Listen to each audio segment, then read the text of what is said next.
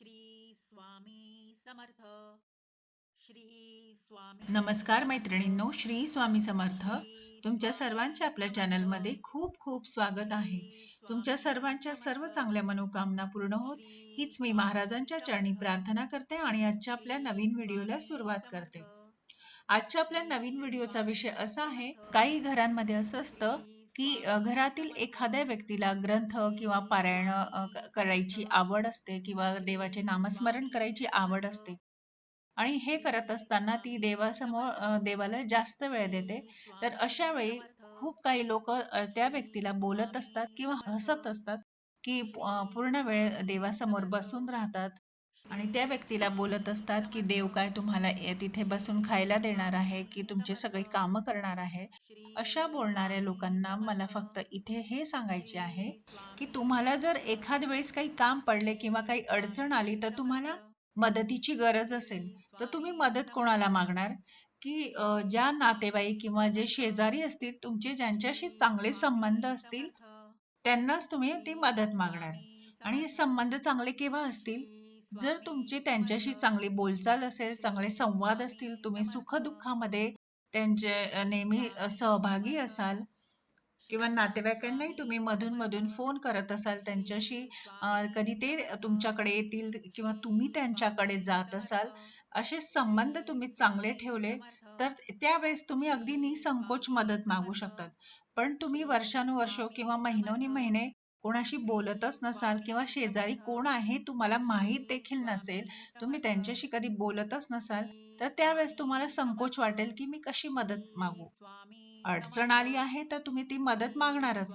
तर अशी व्यक्ती फक्त वरच्यावर तुम्हाला मदत करेल, बाकी त्यांना काही देणं घेणं नसणार. तेवढे इमोशन त्याचे तुमच्याशी राहणार नाही. आणि जर हेच तुमचे खूप चांगले संबंध असतील तर ते अगदी नातेवाईक असो किंवा शेजारी, त्यांना बाहेरून जरी माहीत पडलं तर ते अगदी तुमच्यासाठी धावत येतील, अगदी तुम्हाला न बोलता तुमची ते मदत करतील. तर असेच परमेश्वराचं आहे. तुम्ही जर फक्त देवघरामध्ये परमेश्वराला बसून ठेवलं आहे, कधी त्यांच्याशी संवादच साधला नाही, कधी नामस्मरण करत नाही, कधी तुम्ही त्यांची आठवण काढत नाही, तर आणि मग जेव्हा आपल्याला मदतीची गरज असते, अडचण आली किंवा संकट आले, तेव्हा मग आपण देवाची आठवण काढतो आणि त्यावेळेस देव आपल्याला मदत करत नाही. मग तेव्हा आपण सांगतो की देवाने मदत केली नाही, मग तो दोष पूर्ण आपण त्यांच्यावर ठेवतो.